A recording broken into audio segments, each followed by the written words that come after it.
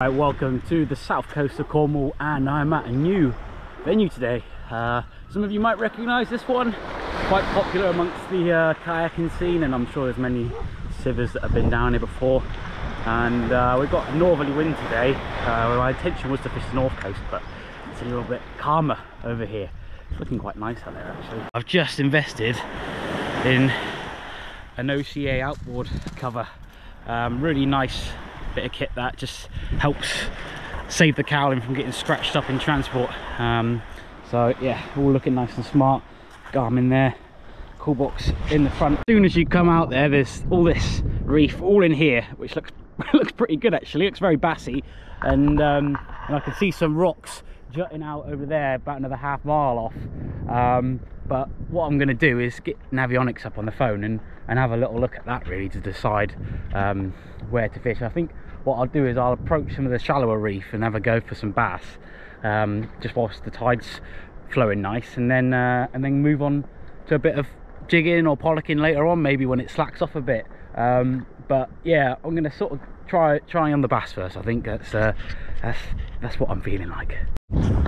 Well, I haven't been out here very long at all, and something quite disastrous has just happened actually. Thankfully I've got a spare reel with me. It's a bit on the heavy side really for this sort of fishing, but it's the only choice I've got. I'm all the way down here, and yeah, this has majorly let me down, and typically I was just put fresh braid on it yesterday. But yeah, I'm gonna have to get a new handle for it, but that is shocking from Van Stol. Alright, hooked up here into a bass. I haven't had a bass yet this year on lure on the SIB. So this one isn't a particularly big one, and in fact he's actually got a bit of damage on him. Chill out dude, there we go. One of the scabbiest bass you'll ever see. Look at that damage on its head there. But yeah, it's still a bass on lure.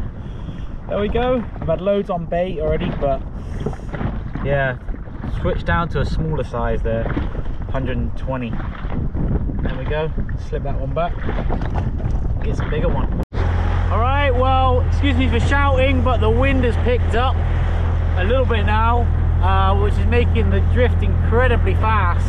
Well, in conjunction with the tide. Thankfully they're going in the same direction, so I've not got a wind against tide scenario, so it's a little bit more comfortable for me. But look how close we're getting to these rocks here. Okay, really close, because in my experience that's where the bass usually are, and I've had to go for the backup 10 spin fisher. This thing, I know it won't let me down. 5,500 with 40-pound braid. It's a bit big and heavy really for casting lures like this, but it's what I've got to work with since the Van Stol's let me down. So I'm just blasting a lure up to those rocks there and bringing it back down with the tide. And well, there's lots of rocks sticking up here, and then it goes down to about 10 meters. I've got a 25-gram lure on here, and it's just enough weight to work in this current. The water is looking lovely and clear though, perfect for lure fishing.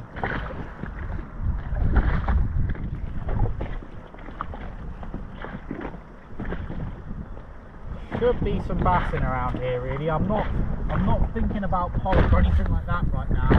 This is just bass fishing right here. I could even go on a surface lure, but I fancy my chances more with a soft plastic for the minute. And you see how half the time, there we go, that's a fish. Yeah, it's a slightly better one as well. All right. I was just going to say, see how half the time I'm not actually winding down. I'm just letting the current pull it along, because I'm trying to get it fairly deep. This is a better bass, this is. I'm quite happy with this. Yeah, it's not a bad fish, guys. I'll try and lip him. Yeah, this is like a 3-pound bass here. Stunning looking fish as well by the looks of it. See, you're probably going to shake the hook here, but I do have a net with me. I'm just being lazy. Still got it. Look, and it shook the hook just as it was coming out the water there. That's not a bad bass right there. That is a good condition fish. Lovely, lovely size, lovely fin, perfect condition on it. And it's just so good to get back on these after a long winter of not catching them. So I'm yeah, chuffed with that. That's a good size fish there, as far as I'm concerned. And I'm going to slip this one back because I just get a great sense of satisfaction putting those fish back. So there we go, fishing a heavier setup, 40-pound braid, way too heavy really, and this big reel, but still trying to keep as small as I can with the lures. Ideally I'd actually be fishing a 15-gram head, but it's just going to be a little bit light with this stronger braid that I've got on here, so I'm making do with the 25-gram. You seriously need to be keeping an eye on the bird activity when you're fishing in places like this, because it's the biggest giveaway of where there's a lot of fish on the feed. Obviously, yeah, there's loads here. Yeah, there we go. Oh, come on, come on.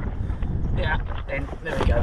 So I've just seen all these birds up on the surface, and I'm about 200 meters over there, and I know when there's so many birds that it's because there's bait fish getting pushed up to the surface, and 99% of the time that's going to be bass pushing them up on these sorts of reef. So yeah, pretty quickly there we've found one. Not huge, but proof of concept, you know. All right guys, I've stuck with a bigger lure here. I'm just trying to sort of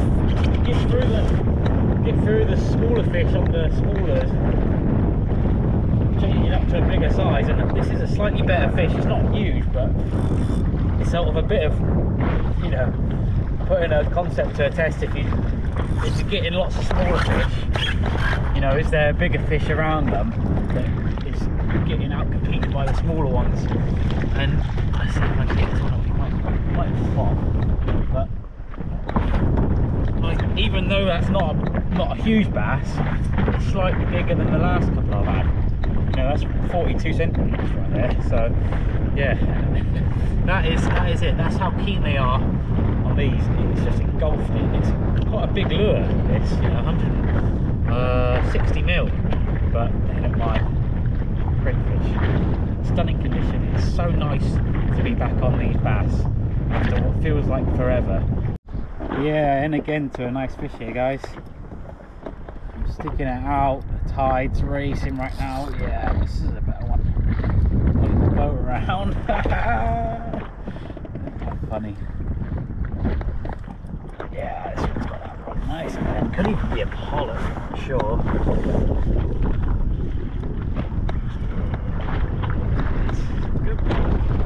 Spinning me right round. Have a look at this. Fantastic. You know what? Even though I'm fishing for bass here, these pollock are actually putting up a better scrap. I mean, not only are they on average bigger fish, they're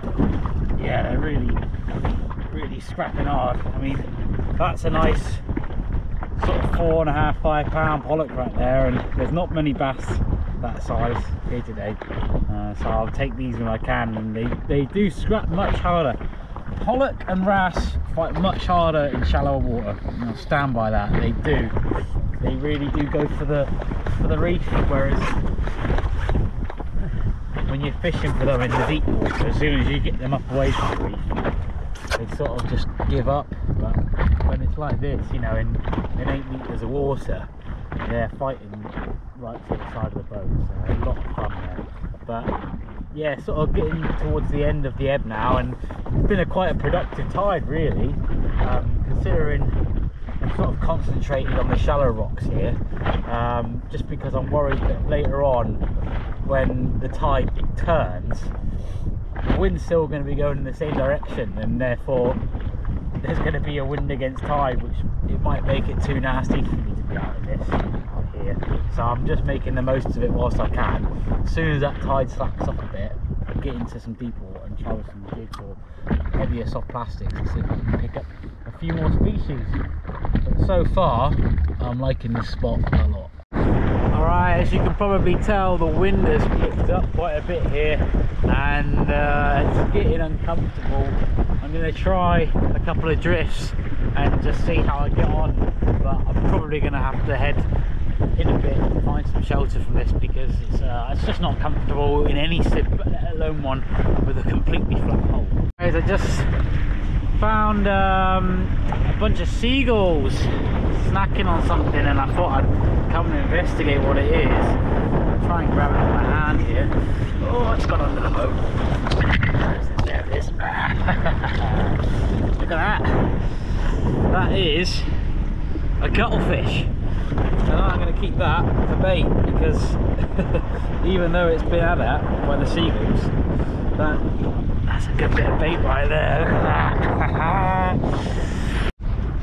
Well, the wind is really picked up now, and typically much stronger than what it was forecast for. It's like gusting at least 20, and it was forecast to be under 15. So yeah, it's just too much for me, really. One of the massive drawbacks of a SIB like this is it doesn't handle wind seat well at all, and also it gets blown across so quickly. It's just impossible to fish on the drift. I'm literally moving it over 2 knots here. All right, there we go, back on the beach after what has been a very nice day out on the SIB. Great to get into some bass again and just find a new venue to fish from. That is really ticks a lot of boxes, that one, because it's only a mile or so from the beach here to get out. So, you know, on a small inflatable like this, it really is perfect having a good, you know, a good reef with good depth, you know, within the range of a small boat like that. So yeah, fantastic.